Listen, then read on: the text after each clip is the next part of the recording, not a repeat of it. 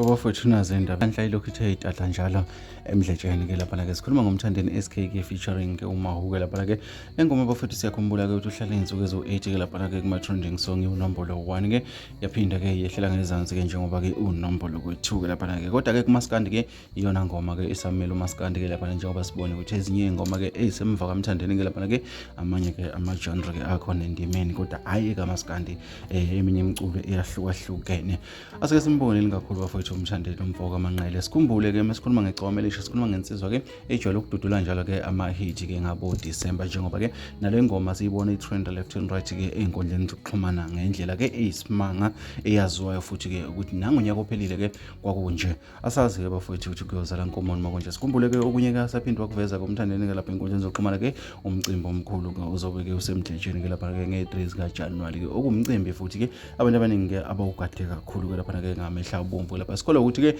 naye ke uMahu uzobe khona ke lapha ke njengoba siyakhumbula ke ukuthi ke lapha ke i-line up seqalile uyayiveza kodwa ke usaveza ezasewulisi ke lapha ke insizwa eshaya ushuni ke lo cishe ufane nowakhe ke lapha ke asithembe ke ukuthi line up ezayo ke lapha ke noMahu uzobe khona ke lapha ke kodwa ke indaba ezimnandi ke ukuthi le ngoma bafethu ke isayikhona kuma trending futhi ke njengamanje ke ibheke ku 2 million njengoba ino 1.9 ke lapha ke okuyizindaba ezinhle kakhulu bafethu ile so